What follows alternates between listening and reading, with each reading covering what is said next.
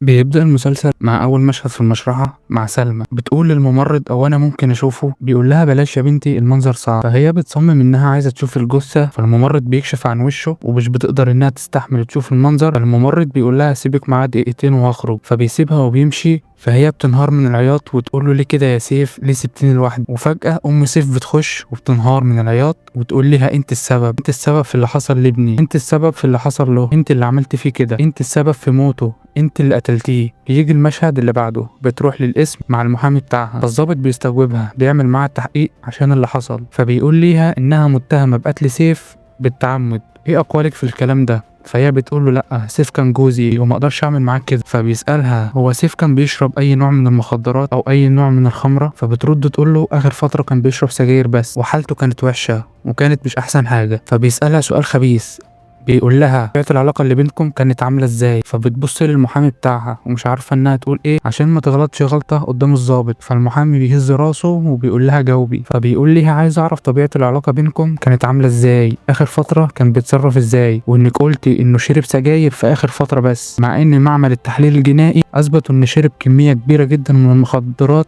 في ليلة الحادثة. وبيقول ليها انا عايز اعرف ايه اللي حصل خلاه ينتحر زي ما بتقولي. فبتقول له اخر فترة ما كناش احسن حاجة بسبب انها طالبة الطلاق، فقرروا انهم يقعدوا في فندق. فبيحصل فلاش باك وبنرجع للي حصل. فسيف كان معاه كوباية خمرة وقاعد معاها وقاعد يترجاها ويقول لها فكري في الموضوع، انا مش عايزة اطلقك، فكري في الموضوع ده تاني. فهي ترد عليه وتقول له انا فكرت، بلاش تضغط عليا اكتر من كده. فبترجاها تاني وواضح جدا انه بيحبها ومش عايز يطلقها. يقول لها نحاول تاني، انت لو سبتني انا هموت. وهي ما بتكونش مصدقه الكلمه دي، بتقرر رفضها تاني. فبياخد الكاس بتاعه وبيخرج بره في البلكونه وهي تخرج وراه، فبتلاقيه بيرمي نفسه من البلكونه. بنرجع تاني لمشهد التحقيق وتعيط وتقول له انا السبب في اللي حصل له، انا اللي عملت فيه كده، وصلته ان خليته ينتحر لاني قررت اني اتطلق. خلص التحقيق واثبت ان سيف مات منتحر وان الاتهام اللي هي متهمه فيه باطل. وبنروح بعد 3 شهور عند موسى لاعب سباحه عنده بطوله دوليه وسط جماهيره. بتبدا المسابقه وسط تشجيع من اهله وبيكسب البطوله. فبيجي مشهد لسلمى وهي مختفيه تحاول ان محدش يشوفها وهي رايحه سجن النساء، السبب مش واضح لحد دلوقتي. بنرجع تاني لموسى بعد ما فاز بالبطوله، وامه الدكتوره عايده بتشجعه وتحضنه وتبارك له على المكسب اللي هو كسبه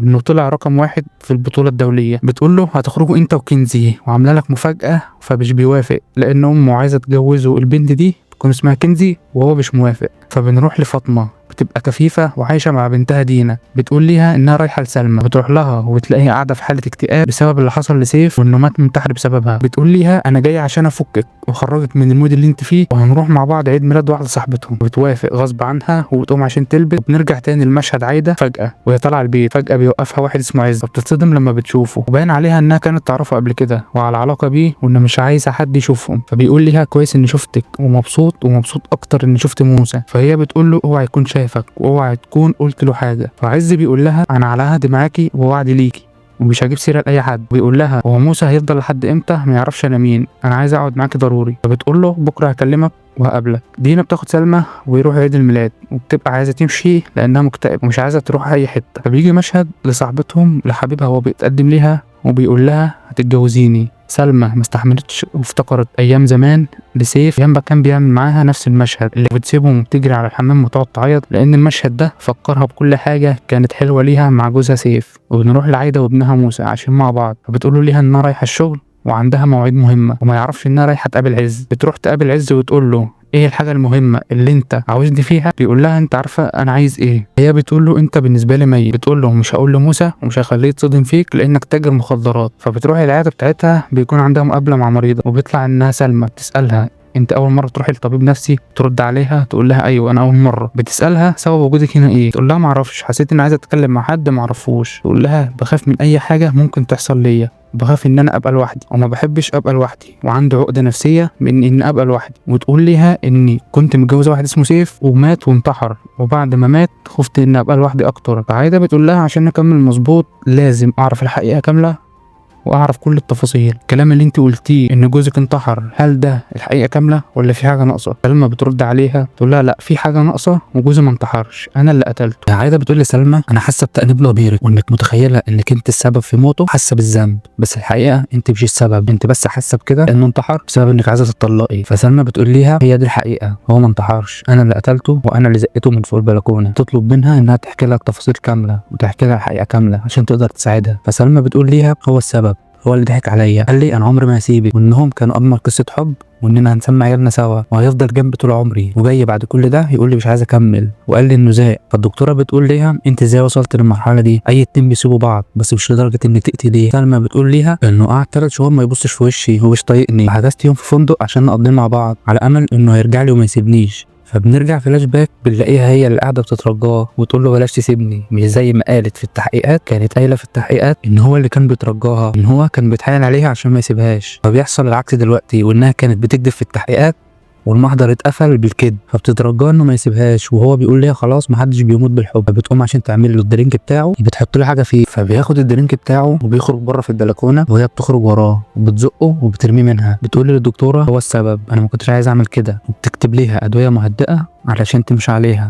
ولان سلمى دكتوره صيدلانيه فاهمه هي كاتبه ايه، الدكتوره كاتبه لها دواء للمجانين وبتقول لها ان انا مش مجنونه. فعايده بتقول لها اشوفك بعد اسبوع. وهي خارجه من عند الدكتوره مروحه بيقابلها شاب بالعربيه بتاعته، بيعكسها وبيقول ليها تعالي اركبي معايا انا هنسيك الماضي. تبتسم له على اساس انها مستجيبه، بس في الحقيقه هي مش عايزه كده، بتتضايق جدا وبتروح تكسر العربيه بتاعته. الدكتور عايده بتحكي للدكتور الاكبر منها ورئيسها عن حاله سلمى، وان هي قالت لجوزها عن حاله سلمى، وان هي قتلت جوزها عشان كان عايز يسيبها. فالدكتور بيقول لها الحالات دي عدت علينا كتير، ان ممكن واحده تقتل جوزها عشان مش بيحبها، او واحده تقتل جوزها عشان مش مهتم بيها، او واحده تقتل حبيبها عشان برضه سايبها وعايز يسيبها ومش مهتم بيها. الحالات دي مرت علينا كتير، فلازم تبلغي النيابه، وانا اعرف وكيل نيابه كويس هيديكي تصريح انك تسجلي للمرضى. فعز بيقابل موسى في النادي بيقول له اعرفك من وانت صغير، انت لسه مولود. فسلمى بتقابل ابن الست اللي شغال عندها جاي يبلغ امه انه فرحه قرب عشان هما الاثنين يحضروا، فبتديله فلوس وبتبارك له على الفرح. موسى بيقول لامه الدكتور عايده انه قابل واحد في النادي يعرفني ويعرف ابويا الله يرحمه من ايام ما كنا في اسكندريه، فبيسلم عليكي وبيقول ان هو اسمه عز. والشاب بيبقى مخطوف لانها ما كانتش عايزه تخلي موسى يعرف عز، فبتروح تكلمه وبتقول له انا قلت ليك انك مالكش دعوه بابني تاني ولو ما بعدتش عنه، وبتهدده انها هتبلغ البوليس بسبب الجرائم اللي هو بيعملها، وانه تاجر مخدرات وعامل مشروع سيارات عشان يداري انه تاجر مخدرات. سلمى بتسهر مع دينا وبتعرفها على واحد اسمه وليد، وبتسيبهم ويقعدوا مع بعض عشان يتعرفوا على بعض. فسلمى بتتضايق جدا وبتكون في حاله اكتئاب، فبتقول لها انا عايزه امشي، فبتسيبهم وتمشي. وبنروح بعد شهرين سلمى بترجع تاني للدكتوره عايده، بتلاحظ عليها انها اتغيرت وانها بقت مبسوطه. بتسالها سبب انبساطك ده ايه، بتقول ليها انت بقيتي احسن. فسلمى بتقول ليها السبب في كده ان حبيت جديد ونسيت كل الماضي ونسيت اني قتلت جوزي. فبتقول ليها اقعدي اجيب حاجتي، فبتروح تجيب الموبايل وتفتح التسجيل عشان تسجل الجلسه، لانها خلاص خدت التصريح انها تسجل للمرضى بتاعها بعد ما رئيسها في الشغل قال لها انك لازم تبلغي النيابه. فبتحط التليفون وعايده بتقول ليها انت لحقتي تحبي بالسرعه دي، انت لسه قاتله جوزي. فسلمى ترجمت على طول انها بتسجل وغيرت اقوالها تماما، فبتقول لها انا ما قتلتش جوزي، جوزي انتحر. فبتقوم تمسك الكشكول بتاع الدكتوره وبتكتب فيه انسي اللي بتفكري فيه، لانها خلاص خدت بالها انها بتسجل وما عادش بتثق فيها تاني. تمسك تليفونها وتمسح التسجيل وتمشي. فعايده بتطبخ في البيت وفجاه بتخرج على صوت ابنها، فجاه بتلاقيه واقف مع سلمى بيقول لها ان دي سلمى وان هي الوحيده اللي هتحقق امنيتك. قصده هنا ان امه عايزه تجوزه، فهو قال لها ان انا ممكن اتجوزها. مش مصدقه ان موسى اتعرف على سلمى وبتقول له انا داخله اجهز الاكل. فسلمى بتقول لموسى انا هخش اساعدها، وفشكلها اتضايقت فهي بتخش ليها. فدخلت ليها الدكتور عايده بتقول لها انسي اللي بتفكري فيه. سلمى بترد عليها وتقول لها الحب مش بايدي، انا حبيته اول ما شفته. وتقول لها انها شافته تحت العياده عندك ايام ما كان بيوصلك، وعرفت عنه كل حاجه، وراحت له النادي وراحت له التمرين اكتر من مره عشان تلفت انتباهه، وشدته ناحيتها وخدت رقمه وبدات بينهم علاقه وسافروا سوا مع بعض. وبتقول ليها انهم حبوا بعض في السفر. بتقول ليها انا كنت بفكر اصاحبه علشان استخدمه ضمان انك ما تروحيش تبلغي عني، وبتهددها وبتسيبها وتمشي. عايده تتخانق مع ابنها وتقول له مالكش علاقه بيها تاني، انت ما تعرفش حاجه، انت ما تعرفش البنت دي بتفكر ازاي، احنا ما نعرفهاش، دي كانت واحده متجوزه قبل كده وجوزها مات وما رضتش انها تقول حقيقتها دلوقتي ان هي قتلت جوزها وجوزها ما ماتش طبيعي. بتتضايق منه وبتسيبه وتمشي. فسلمى بتقابل موسى في الكافيه وبتلاقي فجاه داخل عليهم وليد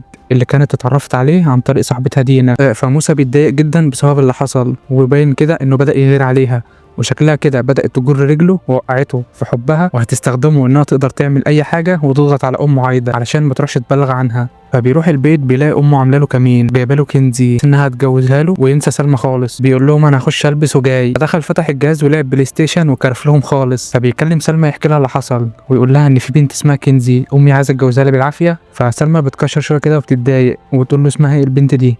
فموسى بيفكر انها بتغير عليه بس ما يعرفش اللي فيها. فدخلت على الاكونت بتاعه وطلعت اسم كنزي منها، وعرفت هي بتتمرن فين، وعرفت اسم الجيم اللي هي بتروحه. فتاني يوم على طول راحت هناك وبتصورها وبتعاين المكان كله وتعرف تفاصيل كل حته هناك، وبتراقب كنزي خطوه بخطوه وهي بتتمرن، وبتهيأ لها اللحظه ان موسى هو اللي بيدربها وبيضحكوا لبعض. فبتتضايق اكتر وبتتعصب اكتر، وبتراقبها خطوه بخطوه وبتمشي وراها في كل حته علشان تعرف هي بتروح فين وبتيجي منين. فرجعت البيت تاني ودخلت الاوضه بتاعتها وبتطلع صندوق غريب وتعمل تركيبه عباره عن ميه نار، لان هي دكتوره صيدلانيه وعارفه كل التفاصيل دي. ترجع تاني الجيم، تستناها وتخش الحمام اللي جنبها وتطلع فوق وترمي عليها المحلول بتاع ميه النار اللي هي عملته وتمشي من المكان. كنزي بتروح المستشفى بعد ما سلمى حرق وشها بميه النار. الدكتور بيقول ليهم هياخد وقت في العلاج لانه حرق من الدرجه الثالثه وهيسيب اثر جامد جدا في المستقبل. فكنزي بتشوف وشها وبتنهار جدا وبتزعق بسبب انها اتشوهت. سلمى بتسهر مع موسى وبيحكي ليها اللي حصل، وبيقول ليها ان كنزي اتشوهت خالص، وبتقول له ده مين المؤذي اللي عمل فيها كده، على اساس انها ما تعرفش يعني. ام سيف بتتصل بالدكتوره عايده وبتحذرها وبتقول ليها انصحك ابعدي ابنك عن الشيطانه اللي اسمها سلمى. بتقول ليها انها حاولت وعايزه تعرف معلومات اكتر عنها، فبتكرر كلامها تاني بتقول لها ابعدي ابنك عنها، وقفلت السكه في وشها. فعايده بتروح لعز المعرض وبيقول لها ان ابنك لازم يعرفني، ان انا عمه وابوه سايب له فلوس كتيره وورث لازم ياخده، وان له عيله من اب ولازم ياخد ورثه. وبتقول لهم مش عايزين فلوسكم الحرام دي بسبب ان هم مشكوكين فيهم ان هم بيتاجروا في المخدرات. بيقول ليها لازم تبلغي بنفسك والا هبلغه انا. فبتقول له حاضر موافقه بس عندي شرط. وبتقول له انا جايه لك لموضوع تاني عايزك فيه، في بنت اسمها سلمى عايز اعرف عنها كل حاجه. فالظابط بيروح للجيم عشان يعين المكان يحقق في موضوع تشويه وش كنزي، وبيطلب تفريغ الكاميرات كلها. فبيطلع بره عشان يعين المكان، فبيلاحظ ان في كاميرا بالدارية مش باينه وبيطلب ان هو يفرغها، وبيطلب من الفني ان هو ياخد كل الاذن عشان ياخد تفريغ الكاميرات دي. سلمى بتروح للدكتوره عايده العياده بتاعتها وبتتضايق من وجودها وبتقول لها انت ايه اللي جابك هنا؟ فبتقول ليها انت الدكتوره بتاعتي وجايالك عشان انا مريضه.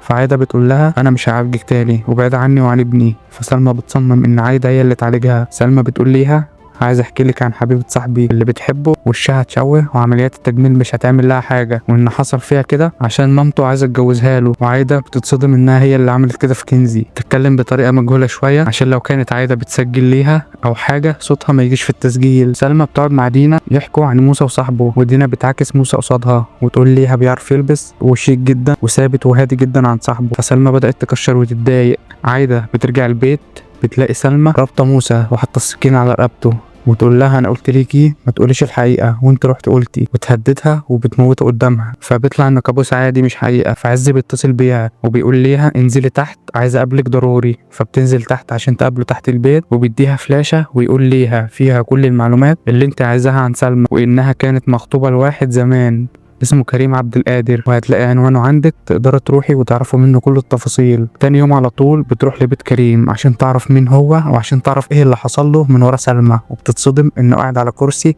عشان رجله مقطوعه. وبتقول له حابه اني اتكلم معاك شويه. فبتقول له انا عايز اعرف معلومات عن حد انت كنت تعرفه كويس، فعايز اعرف كل المعلومات عن سلمى. فبيتعصب جامد ويقول لها انت جاي هنا عشان تسالي عنها، اتفضلي اطلعي بره. فبتترجى انه يهدى وان محدش غيره هيقدر يجاوب على الاسئله دي. فبيهدى ويبدا يسمع منها ويقول لها انت عاوزه تعرفي ايه؟ بتقول له انتوا كنتوا مخطوبين سبتوا بعض ليه؟ بيقول لها بسبب الغيرة، وكل اللي اقدر اقوله ليكي انك تبعدي عنها خالص وانك تبعدها عن حياتك. فبتسأله سؤال اخير وتقول له انت سبتوا بعض ليه؟ فبيفتكر كل اللي حصل زمان وبنرجع للاحداث. فبنلاقي ان سلمى بتروح له البيت وهي داخله متعصبه، بتلاقيه مع واحده تانية وبتلاقيه بيخونها. فبتتعصب عليه وتقول له مش عايزه اشوف وشك تاني وبتسيبه وتمشي. فبيخرج وراها بالعربيه وبيتصل بيها وبيقول لها انت فين؟ تقول له انا العربيه عطلت بيا وفي مكان مقطوع، ويقول لها انا جايلك دلوقتي. فبيوصل ليها المكان مش بيلاقي حد، بيتصل بيها ويقول لها انت فين؟ انا وصلت. ترد عليه تقول له انا داخله عليك هو. وفجاه بيدور وشه بيلاقيها راكبه العربيه وخبطته ورجله اتقطعت بسببها. فعايده بتتعصب على كريم وتقول له انت ازاي ما بلغتش عنها البوليس؟ دي مجرمه ولازم تتحبس عشان ما تاذيش حد تاني. فبترد اخته تقول له كريم ما بلغش علشاني، من الواضح ان سلمى كانت بتهدده باخته وان لو حصل ليها اي حاجه هتاذي اخته. فكريم بيتعصب ويقول لها مش خلاص عرفت اللي انت عايزاه، اتفضلي اطلعي بره. بترد تقول له انا عايزه اعرف عشان انا الدكتوره النفسيه اللي بعالجها، كل تفصيله مهمه بالنسبه لي عشان اقدر اعرف عنها كل المعلومات، وعايزه اعرف عنها كل حاجه عشان اقدر اساعدها واعالجها. فكريم واخته بيتعصبوا عليها ويطردوها بره. فبس سعيده بتترجى انه يحكي لان ابنها واقع معاها وانك انت الوحيد اللي تقدر تساعدني. فبيصمموا على رايهم ومش بيرضوا يقولوا لها حاجه. موسى وسلمى بيجهزوا الشنط عشان بيسافروا هم الاربعه، موسى وصاحبه وسلمى وصاحبتها. دكتورة عايدة بتروح لعز ان البنت اللي جبت لي عنها المعلومات اسمها سلمى، دي بتبقى اللي موسى بتحبه وخطر جدا ومريضة نفسية وقتلت جوزها زمان واي حد بيقرب منها بيبقى خطر. فبيرد عليها بيقول لها طالما الموضوع فيه موسى يبقى خلاص انا اللي هتصرف في الموضوع ده ولازم اخلص منها ونبعده عنها. فصاحب دينا بيروح البيت عشان يسأل عنها. امها بتقول لي انها مسافرة، فبيطلب منها انها تجيب له ميه، وبيستغل انها كفيفه وبيخش الاوضه بتاعتها وبياخد حتت من هدومها وبيمشي. عايده بتروح لموسى المكان اللي هو فيه وتقول له عايزاك في حاجه مهمه ضروري بخصوص سلمى. تقول له انك واقع في مصيبه وان سلمى جوزها ما انتحرش، هي اللي قتلته ومريضه عندي في العياده. سلمى بتبقى واقفه بره وبتسمعه. سمعتها وهي بتقول لموسى وبيبان عليها الغضب جدا، بس موسى بيدافع عنها وبيرفض ان امه تتدخل في حياته تاني، وعارف انها مريضه نفسيه وعارف انها بتتعالج عندك لان هي مريضه بالاكتئاب. وبيقول لها ان جوزها انتحر، هي ما قتلتوش، وما بيبقاش مصدق كل الكلام اللي بيتقال عليها. عارف انها كانت على علاقه بكريم وانها كانت مرتبطه بيه قبل كده وخانها وعمل حادثه. عايده بتسكته وتقول له انت ما تعرفش حاجه، كريم ما خانهاش، وانت ما تعرفش حاجه، انا رحت لكريم وعرفت منه كل حاجه وكل التفاصيل انا عارفاها. بيكرر عصبيته تاني ويعرفها ان انا ما كنتش صغير، بلاش تراقبيني تاني، وبيقول لها ارجعي مكان ما جيتي، سيبيني لوحدي. فبتسيبه وتمشي وبيقعد متضايق. وسلمى بره فرحانه من الموقف لانها اطمنت خلاص انه بقى ملكها. وهي ماشيه عز بيتصل بيها ويقول لها انا جبت كل حاجه عن سلمى. فبتقول له احكي لي. بيقول لها مش هينفع في التليفون، هنتقابل بكره في المعرض وهعرفك كل حاجه. فسلمى بتروح لموسى عشان تخرجه من الحزن اللي هو فيه. فبتقول له انك تكون زعلان ده اهم حاجه عندي. فبيقول لها هتتجوزيني. فبيقول لها انا عمري ما هسيبك. فبتفتكر نفس الجمله من اللي حبيتهم قبل كده من كريم وسيف. انا بحبك قوي يا سلمى وعمري ما هسيبك. انا بحبك قوي يا سلمى وعمري ما هسيبك. انا بحبك قوي يا سلمى وعمري ما هسيبك. انا بحبك قوي يا سلمى وعمري ما هسيبك. وتقول له ده وعد كبير قوي يا موسى، انت قده؟ بيقول لها انا قده طبعا، انا عمري ما حبيت حياتي كده وعمري ما حبيت كل حاجه كده. ففاطمه بتتصل ببنتها دينا وتطمن عليها وتقول لها في حاجه حصلت بس مش عايزه اضايقك. فبترد تقول لها حصل ايه؟ بتقول لها عصام جه سأل عليكي وما لقاكيش ومشي، انه عايز فرصه يقعد معاكي يتكلم. وتتضايق جدا وتقول لها يومين وهرجع. فمختار بيقول لها من عصام ده؟ تقول له كنت مرتبطه بيه ومتخيل انه ممكن يرجع ليا تاني في يوم من الايام وانا رافضه. فبيقول لها سبب الرفض ده ايه؟ بتقول له انه بني ادم واطي، كان مبين الاول انه مقدم ومحترم بس بعد كده اتغير وبان على حقيقته. فبنروح للاسم عند الضابط احمد المتخصص في تحقيق قضيه تشويه وش كنزي. بعد تفريغ الكاميرات كل حاجه بقت جاهزه والملف قدامه كله. فبيفتح اللاب وبيجيب الفيديو اللي حصل فيه الحادثه في التوقيت اللي اتبلغ فيه في وقت تشويه وش كنزي ان الكاميرا جابت سلمى وهي خارجه من الجيم، بس مش عارفين يتعرفوا عليها لانها كانت لابسه كاب والكاميرا مش جايبه وشها. عايده بتروح لعز عشان تشوف اخر المعلومات عن سلمى. فعز بيقول لها ان مامتها هي اللي قتلت ابوها. وعايده بتتفاجئ وتسال هي مامتها دي فين دلوقتي؟ عز بيقول لها انتحرت بعدها على طول. فبيجي الموظف اللي شغال عند عز بيقول له انت ليه ما قلتش ليها الحقيقه كامله وانك ما قلتش ليها كل حاجه؟ بيقول له لما اعرف كل حاجه كامله ساعتها ابقى افكر. من الواضح كده ان عز عارف حاجه ومخبيها. فعايده بترجع البيت بتقلب في الذكريات بتاعتها هي وجوزها وبترجع بالذاكره وبنلاقيها بتطلب الطلاق وبتقول له ابعد عني انت واخوك عز وسيبونا في حالنا. تقول له انا عارفه عنك كل حاجه، بتكتب عليا وتقول انك رايح تعمل صفقه عربيات وانت رايح تعمل صفقه مخدرات. تقول له طلقني ولو خايف ان اقول اي كلمه عن شغلكم فانا مش هقول، بس لو ما طلقتنيش انا هفضحكم واقول فلوس جت منين. فبيوافق وبيطلقها. فدينا بتاخد سلمى عند موسى عامل ليها مفاجاه وبيقدم ليها خاتم الخطوبه. وفجاه بتخش عليهم واحده اسمها انجي وتاخده بالحضن قدامها وتقول له انت فين كل السنين دي؟ فبيقول لها بالمناسبه دي تعالى اعرفك على سلمى. فبتضربها بالقلم وتمشي على طول. فعصام صاحب دينا بيروح للدجاله عشان يديها الهدوم اللي خدها من البيت. بيقول لها انا عايزه تجيلي رقعه تحت رجلي وانها ترجع ليا تاني. الدجاله بتقول له القطر ده مش هينفع عشان ده جديد مش ملبوس، لازم هدوم لبستها قبل كده. لو عايز العمل يشتغل صح هات حاجه من هدومها تكون عرقت فيها او ضفيرها او شعرها او اي حاجه تخصها. فبعد اللي حصل سلمى رجعت البيت تاني يوم على طول سلمى بتروح زياره سجن النساء لامها وطلع انها عايشه ما انتحرتش زي ما عز قال لعايده وانها عايشه في السجن. بتقول لها شكلك تعبان، انت بتاخدي الدواء ولا لا؟ فبتقول لها مش مهم انا، المهم انت كويسه ولا لا. تتكلم بطريقه يبان عليها انها مريضه نفسيه هي كمان. فجاه بتخش المأموره تقول لها يا رباب ليكي زياره تانية، وبتتفاجئ وبنلاقي عز داخل عليهم هما الاتنين. بيقول لها انا كنت صديق جوزك فاروق الله يرحمه، وانت سلمى بنتها. بترد عليه وتقول له دي مش بنتي، عشان هي خايفه ليكون جاي يأذيها ويعمل فيها حاجه، فقالت له انها مش بنتي وانها جايه تزورني وخلاص. فهي بتحاول تفتكر هو مين ده، فبترجع بالذاكره بتفتكر لما كان واقف مع موسى في النادي، تقابله بره ويقول لها بعيدي عن موسى، ويهددها ويقول لها لو ما بعدتيش انا اللي هقف لك، اسالي عني كويس انا اسمي عز. عايده بتكلم موسى تاني وتحاول تنصحه وتقول له بلاش سلمى، ابعد عنها خالص. بتدور في هدومها ما لقتش الهدوم الجديده اللي هي كانت شارياها، وده بسبب ان صاحبها دخل من ورا امها سرقهم علشان يعمل بيها العمل. بتسأل امها عن الحاجه دي، بتقول لها عصام لما كان هنا طلب مني كوبايه ميه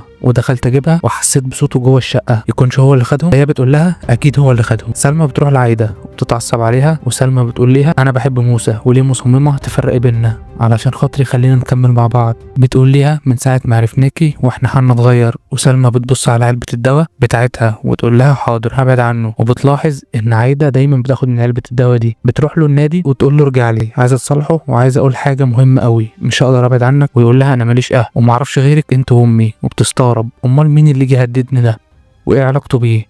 بتستغرب ان عز ليه جه يهددها وهو ايه علاقته بموسى. تبقى واقفه مع مختار فبيخش عليها ويزهق عليها ويقول لها انت ازاي تسافر من غير ما تقولي لي. ومختار بيدافع عنها وبيضربوا بعض وبتتضايق انه اتدخل في حياتها. عز بيروح لكريم البيت وبيقول له ان انا جاي اسالك عن بنت اسمها سلمى، فبتعصب بسبب ان كل شويه حد يجي يساله عنها. فبيقول له هو في ايه انت مخبيه موترك ومخليك عصبي بالشكل ده. بيقول له ما ينفعش اتكلم اختي هتتفضح. فعز بيرد عليه وبيقول له فضحت ايه، هي ماسكه عليك ايه بالظبط. فبيرجع بالذاكره ساعه ما خبطته بالعربيه وبتاخد تليفونه، تاخد كل الداتا اللي عليه وتقول له لو اتكلمت الفيديوهات القذره دي هتتذاع. اتضح ان هو ليه فيديوهات مع البت اللي كان بيخون سلمى معاها. بيقول له انا هجيب لك حقك من غير فضايح ولا شوشره، سيب الموضوع ده عليا وسيب سلمى ليا. ام كنزي بتروح للظابط بيقول لها لقينا بنت خارجه من الجيم وقت وقوع الحادثه، واول ما راحت عند العربيه قلعت الكاب والكاميرا جابتها. فبيوريها الصوره عشان تتعرف عليها وبتقول له ان انا ما اعرفهاش. بيقول لها لازم كنزي تيجي هنا عشان تتعرف عليها. فسلمى بتستنى عايده تخش الحمام وتاخد علبه الدواء بتاعتها ترميها وتحط بدلها دواء تاني مش معروف مصدره ايه، وبترجع تجهز الاكل ولا كأن حاجه حصلت ومش عارفين هي حطت ايه جوه العلبه. فعز بيقول ليها عرفت كل حاجه عن كريم، هساعده واساعد موسى عشان انا عندي ورم في المخ وهموت بعد 3 شهور بالكتير، هعمل حاجه حلوه قبل ما اموت وان الفلوس دي كلها حلال. فسلمى بتفتش في التليفون بتاع موسى عشان تعرف مين البت اللي هي حضنته دي ويعرفها منين، وبتعرف صورهم مع بعض وتقول له انت كذاب، انت ليه بتضحك عليا، انت بتقول لي ان انت ما تعرفهاش واتضح ان في صور بينكم. فبيقول لها ان دي من 4 سنين بقالها كتير وقديمه ودلوقتي انا ما مسحتهاش هي موجود. بتقول له بتعمل ايه معاك لحد دلوقتي. وعايده بدات تاخد من العلاج بتاع سلمى اللي بدلته وحالها بدا يتغير وشكله كده مخدرات او حاجه من الحاجات دي. فبتكلم ام كنزي وعرفوا ان اللي عمل كده في وش كنزي بنت مش ولد، وعرفت صورتها وبتقول لها ابعت لك الصوره دلوقتي. فعايده بتتعرف على الصوره وبتقول لها انا اعرف البنت دي. تقول لها هقابلك في القسم انا عارفه صاحبه الصوره دي. فموسى بيخش عليها وهي متعصبه بيسالها هو في ايه بس انت متعصبه ليه وهتروحي تبلغي عن مين، في ايه اللي حصل. فبتقول له ما حصلش حاجه وما بترضاش تقول له عشان مش عايزه تكشفها دلوقتي. فموسى بيرجع لاوضته بيقلب في ذكرياته هو وسلمى ولقى سلمى بعت له رساله. موسى رد عليا، انا اسفه حقك عليا بس والنبي رد عشان خاطري. بتعتذر فيها عن اللي حصل لما اتعصبت عليه لما شافت صورة انجي اللي كانت حضنته. فبيكلمها ويقول لها احنا لازم نبعد شويه وناخد فتره، وتعيط بسبب انه شكله بدا يخلف معاها الوعد لما قال ليها على البحر انا بحبك ومش هقدر ابعد عنك. وهو بيكلمها بيتفاجئ ان امه بتزعق وتقول له الحقني يا موسى انا بموت. فبيلاقيها مغمى عليها وبيلاقي التليفون مرمي جنبها فبياخدها وبيروح المستشفى وحالتها بتبقى صعبه جدا. بيعملوا ليها صدمات كهرباء عشان تقدر ترجع للنبض تاني وبيقدروا يعملوا كده وبيرجع القلب يشتغل تاني. فسلمى بتروح للمستشفى عشان تشوف ايه اللي حصل، ومن الواضح كده ان مفعول الدواء اللي هي حطته في العلبه بدا يشتغل. فالدكتور خرج بيقول له خدت حاجه عملت لها تصمم قوي ونبضات القلب كانت هتقف 24 ساعه وهنعرف الوضع عامل ازاي. فعز بيكلم خليفه اللي شغال معاه هتروح العنوان اللي انا اديتهولك وما تسيبش اي اثر نهائي ومش عايز اي غلطه تحصل. كنزي وامها بيوصلوا المستشفى علشان يطمنوا عليها وسلمى بتخاف انهم يعرفوا انها موجوده هنا. فام كنزي بتقول العايده كانت متفقه معايا هنروح القسم عشان نعرف مين اللي عمل كده في كنزي. وبعدها اتقطعت الاخبار من عايده وبعدها عرفت انها جت هنا المستشفى وجت هنا على طول. موسى بيقول ليها واحدة ازاي؟ يعني اللي عمل كده في كنزي هي واحدة مش واحد؟ هو كان مفكر ان اللي عمل كده مجرم عادي، ما كانش مفكر ان بنت هي اللي عملت كده. فبترد تقول وشفت صورتها وجبتها من الاسم، ولما وريتها لعايدة قالت لي انا عارفاها وهنروح الاسم مع بعض عشان نبلغ عنها. كنزي بتسيبهم وتروح الحمام، وسلمى هناك امها تروح وراها، فبتخبي نفسها بسرعه عشان ما حدش يشوفها، فبتعيط وبتقول لامها ما كنتش عايزه اجي. بيبص ليها نظرات عامله ازاي ما حدش حاسس باللي حاسه بيه، وبتخبط على الباب بزعيق وزهيق وبيمشوا من المكان. وسلمى خلاص اطمنت انهم مشيوا، وسلمى بتمشي من المكان كله بعد ما حست ان في خطر عليها وممكن حد يتعرف عليها. بيكلمها بيشوفها هي فين، فبتقول له انا رحت البيت عشان اعمل لك حاجه تاكلها ومش هتاخر عليك وهاجي بسرعه. فخليفه ورجاله عز بيوصلوا بيت سلمى، فبيضربوا الشغال على دماغها وبتقع، وسلمى بتحس ان في حاجه غلط بره، فلسه جايه عشان تقوم تخرج، وفجاه بيخش عليها بالسلاح وبياخد الموبايل بتاعها وبياخد اللابتوب كمان. بيقول لها هات الهاردات اللي معاكي وهات الشنطه كلها، وبياخدها من الدولاب. وبيقول لها عز بيه بيقول لك لو فكرت تبلغي البوليس هيعمل فيكي زي ما كنتي عايزه تعملي في كريم، حطي لسانك جوه بقك واوعي تفتحيه. فصاحبها بيرجع يرازي فيها تاني ويتهجم عليها في البيت ويهددها العيل اللي بتتحمي فيه ده انا هقتلهولك، وبيزق امها وبتقع على الارض وبيقول لها انت مش هتبقي لحد غيري، ولو فكرت تعملي كده هقتلك. موسى بيطلب من سلمى عايزك تقعدي مع امي لحد ما اروح البيت وارجع تاني، وبتحاول تتسحب عشان تخش ليها، ففجاه بتلاقي الممرضه جوه وبتقول ليها اخرجي ممنوع الزياره. فموسى بيروح البيت يمسك موبايل امه لسه هيفتش فيه، بيلاقي عز بيرن عليها وبيقول لي انا زميل ليها هي فين دلوقتي. موسى بيرد عليه يقول له هي راحت المستشفى وتعبانه شويه، وبيساله هي عامله ازاي دلوقتي. فموسى بيقول له خطيبتي هي اللي معاها انا مش معاها دلوقتي. فعز بيتعصب عليه مش لازم تسيب سلمى مع ماما لوحدهم، لازم تروح تلحقها حالا والا هيبقى في خطوره عليها. الممرضه بتخرج والاوضه خلاص بقت فاضيه، وبتحاول تتسحب لحد ما بتستنى ان طقم الممرضات يمشوا وبتخش عليها. سلمى معاها حقنه بتحطها في قلب المحلول، وفجاه الممرضه بتخش عليها فبتتخض وتشيل ايدها وما بتلحقش تحط الحقنه. بتقول لها انا قلت ليكي ان الزياره ممنوعه، اتفضلي اطلعي بره. فبتخبي الحقنه في ايديها وهي بتخرج. فعايده فاقت والممرضه خرجت جري عشان بتنده للدكتور،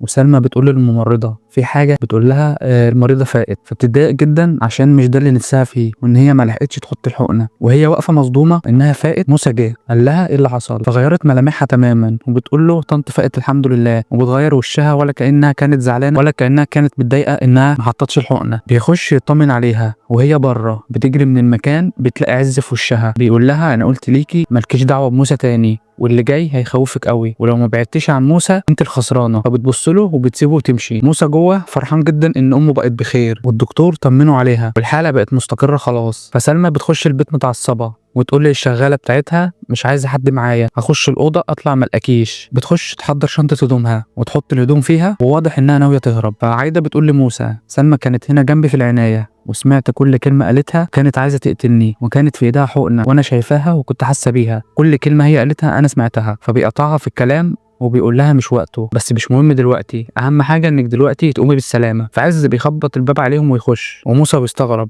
ويقول له انا شفتك فين قبل كده، في النادي صح؟ عز بيقول له انا صاحب والدك من زمان قوي واعرف والدتك وجاي ازوركم، وانا اللي كلمتك في التليفون عشان احذرك من سلمى. بيقول له عايزك معايا في مشوار، والمشوار ده هيخص سلمى، وان امك كل كلمه قالتها عن سلمى صح بما فيهم اللي حصل لكنزي كان بسبب سلمى. بيقول له لو عندكم اي حاجه بدليل قولوها، ما عندكوش يبقى تسكتوا. بيقول له عايز الدليل؟ طب تعالى معايا. دينا ومختار بيخش عليهم عشان يطمنوا على عايده، بتقول له روح معاه يا موسى، وصاحبه بيقول له ما تقلقش انا هبقى هنا. سلمى في العربيه بتعمل مكالمه عايزه تذكره لندن، ناويه انها تهرب. الموظفه بترد عليها تقول لها بكره بالليل، مفيش اقرب من كده، النهارده مفيش اي تذاكر للطيران. بتقول لها بعتها لي واتساب. عايده بتقول للمختار يا ريت تخلي بالك من موسى اليومين دول، خصوصا من الشيطانه اللي اسمها سلمى. بتسمعها وهي بتقول كده وبتستغرب. اعرفك بيها، دي بتبقى انتمه سلمى وصاحبتها. عايده بتقول له ما لقيتش غير انتمه الشيطانه دي. فدينا بتتضايق وبتزعل وبتمشي. فعز بياخد موسى يوديه لكريم، فكريم بيقول له انت ما وراكش غيري ولا ايه؟ بيقول له انا جاي اطمنك. بيقول له خد الشنطه دي فيها كل التسجيلات اللي ممسوكه عليك من سلمى، واطمن خلاص ان كل حاجه بقت معاك. فبيمسك اللاب عشان يتاكد ان كل حاجه معاه. فبيفتح اللاب بيلاقي فعلا فولدر باسمه وموجود فيه كل الحاجات اللي كانت سلمى ماسكاها عليه. بيقول له انت جبت الحاجات دي منين؟ بيرد عليه يقول له مش شغلك، انا جبتها، اللي يهمني ان موسى يعرف كل حاجه. عز بيقول لكريم ان موسى الضحيه الجديده لسلمى وعايز اعرفه عنها كل حاجه علشان ياخد باله بعد كده. بيقول له عايز تعرف ايه؟ بيقول له انا كنت خطيب سلمى. بيقول له كريم يعني عارف انها كانت مخطوبه، ايه الجديد؟ عز بيقول له الجديد ان سلمى هي اللي عملت فيه كده، بيعرفه ان هي اللي عملت فيه كده وقتلت جوزها جوزها سيف. موسى مازال مش مصدق ومش عايز يصدق، بيقول له افتح الموبايل واطلب سلمى في التليفون وافتح السبيكر. موسى بيجي يقوم عشان يمشي، بيقول له لا اقعد هتسمع كل حاجه وبعدين ابقى قرر تمشي ولا لا. فبيتصل بيها يقول لها انا اللي قعدتها على الكرسي متحرك. بترد عليه تقول له انت عايز ايه؟ بيقول لها الحاجه اللي انت ماسكاها عليا خلاص بقت معايا، ابلغ البوليس عن اللي عملتيه في سيف واللي عملتيه فيا. بترد عليه تقول له انا معايا نسخه منها والمره الجايه مش هكتفي بقطع رجلك، لا انا هموتك خالص. واضح ان سلمى مأمنه نفسها ومعاها نسخ من الحاجات دي واخداها معاها. وموسى قاعد وسامع كل الكلام ده، فبيزهقوا على بعض وموسى بيمشي وعز بيمشي وراه. كريم مصدوم ان سلمى لسه معاها نسخه من الحاجات دي، موسى مصدوم منها. بيوقفوا يقول له انت مين دخلك في حياتي فجاه وغيرتها ومهتم بيها كده ليه؟ بيرد عليه يقول له انا عمك. واخيرا اعترف بالسر اللي مخبيه هو وعايده من سنين. بيرجعوا المستشفى لامه، بتقول له صدقت كلام امك ولا لسه؟ بيقول لها هو الراجل ده عمي وليه خبيت عليها كل الوقت ده، بس عموما هنتكلم لما تخرجي من هنا، مش هنتكلم دلوقتي. عز بيقول لها موسى كان لازم يعرف، الظروف دي هي انسب وقت انه يعرف فيها كل حاجه، ويعرف انا مين ويعرف حقيقه ايه، ويعرف انه له اهل وان انا عمه، لان انا كنت عايز احميه من سلمى. اتصل بام كنزي تقول لها بكره الصبح تكون عندي وتجيبي معاك الظابط. فسلمى بتوصل البيت اللي عاشت فيه الطفوله بتاعتها، بيت اهلها، تفتكر كل الذكريات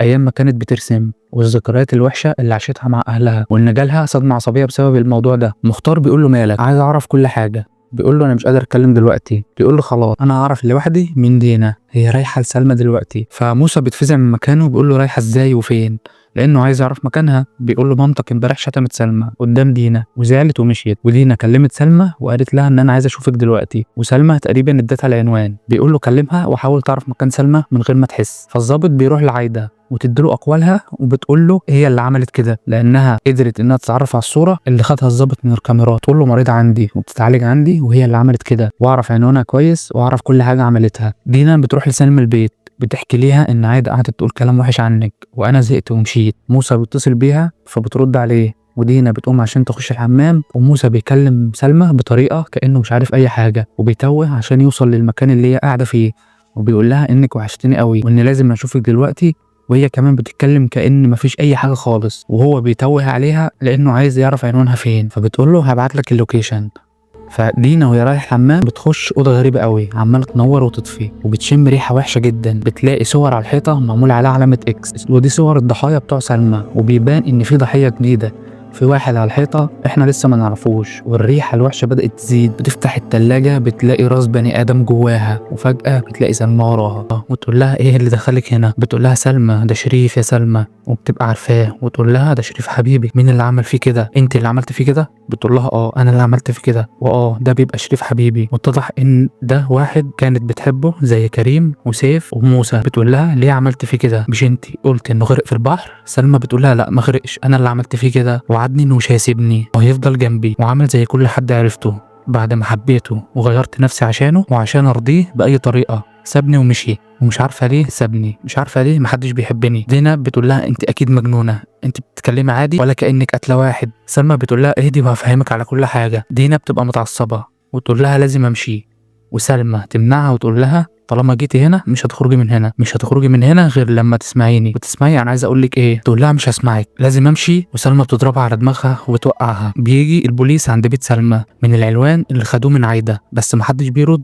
فبيكسروا الباب ويفتشوا فيه. بيجي يقول له ان مفيش اي حد موجود هنا. بيقول له مفيش حد في البيت كله، والدولاب ما فيهوش هدوم، من الواضح انها هربت. بيقول له اعمل لنا نشرب كل مواصفاتها ونشرها في كل مكان، عايز اعرف مكانها في اقرب وقت. سلمى بتربط دينا وقاعده تقول لها ليه خليتيني اعمل فيكي كده؟ انا طول عمري ما عنديش صحاب غيرك، ما صدقت الاقيكي والاقي صاحبه تسمعني. ليه مصممه ان اعمل فيكي كده؟ انت كان عينك من موسى وانا ما عملتش ليكي حاجه، انت الوحيده اللي ما اذيتكيش وما عملتش ليكي اي حاجه، ليه تخليني اعمل فيكي كده؟ وتقول لها انا اسفه ما تزعليش مني. والحاله النفسيه بدات تسوء اكتر من الاول. ام دينا بتخلي اختها تتصل بدينا وتعرف هي فين، وتقول لها انا قلبي واكلنا عليها وحاسه ان هيجرى لها حاجه وحاسه ان في حاجه غلط بتحصل. اختها تقول لها ممكن تكون مشغوله شويه وهتكلمك ولا حاجه، هي على طول بتتاخر. بتتصل تاني بيها وسلمى تمسك التليفون وتكنسل. بتتصل تاني تلاقيه مغلق. سلمى قفلته. بتقول لها لا انا قلبي مش مطمن. سلمى بتقول لها هطلع فوق واجيلك على طول. بتكلمها كانها سامعاها، ودينا اصلا مغمى عليها بسبب الخبطه اللي هي خدتها. مختار قاعد مع موسى يتكلموا، بيلاقي فجاه حد بيفتح الباب، بيلاقيها امه رجعت من المستشفى، ويقول لها انت ايه اللي خرجك؟ انت لسه تعبانه. تقول له انا كان لازم ارجع. ويقول لها انت ازاي خبيت عليا ان انا ليا عم؟ تقول له كان تاجر مخدرات وخفت عليك منه، خفت عليك احسن ياخدك معاه في سكته وتروح مني. يقول لها طب ابويا كان زيه ولا ابويا كان عامل ايه؟ ليه؟ تقول له لا ابوك كان شريف، خدتك وبعدت وخفت عليك منهم هما الاتنين. بيتضايق تاني انها خايفة عليه ويقول لها انا كبرت وما بقاش لي لازمه تخافي عليا زي الاول، انا مش صغير. وهي تقول له خايفه عليك زي اي ام. يقول لها لما قابلت سلمى حسستني اني راجل وحسستني بقيمتي، بسببك انتي انا عرفت سلمى، كنت كاتمه عليا ومحسساني ان عيل صغير، وسلمى هي الوحيده اللي حسستني بقيمتي. وهي بتتعصب عليه وتقول له انا كافحت عشانك وسبت كل حاجه عشانك عشان تبقى فرحان، وفي الاخر تجيب الشيطانه دي اللي اذتنا كلنا، اذتني انا وانت وكنزي وسيف وكريم. عايده عرفت ان سلمى هربت وبتتصل بعز وتبلغه، وعز بيطمنها يقول لها ما تقلقيش شويه وهتتجاب، مساله وقت مش اكتر. تقول له موسى لسه متمسك بيها لحد دلوقتي رغم كل اللي عرفوا عن كريم وسيف وكل اللي عرفوا عن كنزي، برضه لسه متمسك بيها لحد دلوقتي، وبتطلب منه ان هو يتصرف عشان هي مش عارفه تتصرف ازاي. وعز بيتعصب ويقول لها رغم اللي سمعه وحصل برضه مصمم، ويقول لها انا اللي هتصرف في الموضوع ده. فبيروح له الشركه بتاعته وبيقول له انا عمك ومن حقي ان اخاف عليك واحذرك واجيلك من وقت للتاني. بيقول له انا مش فارق معايا كل ده، هسالك سؤال واحد بس، ابويا كان راجل كويس ولا لا؟ عز بيقول له ابوك كان راجل كويس، كان غيري خالص وحنين وبيحبك قوي وكان فرحان قوي لما انت جيت. ابوك ما كانش فيه زيه، انا اللي كنت شيطان، انا اللي اتشديت لطريق المخدرات. بيقول له كنت شيطان وانا السبب ان امك بعدت عن ابوك وتبت عن كل حاجه دلوقتي وندمت، والفلوس الحرام كلها راحت وبقيت لوحدي ومحتاجك تكون ظهري وسندي وعايزك تسامحنا عن كل اللي فات. ويقول له ننسى اللي فات ويطلب منه انهم يفتحوا صفحه جديده مع بعض. فموسى بيقول له كنت فين كل ده غير اليومين اللي فاتوا؟ فينك من زمان مختفي ليه؟ عز بيقول له عندك حق بس انا ليه حق ان اخاف عليك. قول له بعد عن سلمى، انت تعرف ان سلمى هربت وامها اصلا لسه عايشه في السجن، وامها قتلت جوزها وام سلمى مجرمه وفي السجن، وفكر عشان انت ما تندمش. مختار بيروح لدينا البيت ومعاه ورد على اساس انه يصالح دينا. امها تقول له مش هنا، عمال بكلمها ما بتردش عليا ومش عارفه اوصل لها. بيقول لها هي مع سلمى، كلمي سلمى. فبيتصلوا بسلمى تقول لها اديني دينا، وسلمى تقول لها دينا مش عندي، ما جاتش هنا خالص، وبتصل بيها رقمها مغلق وبتنكر تماما وجودها عندها. فمختار وامها قلقوا اكتر عليها. تتصل بموسى تقول له عايزه اشوفك ضروري.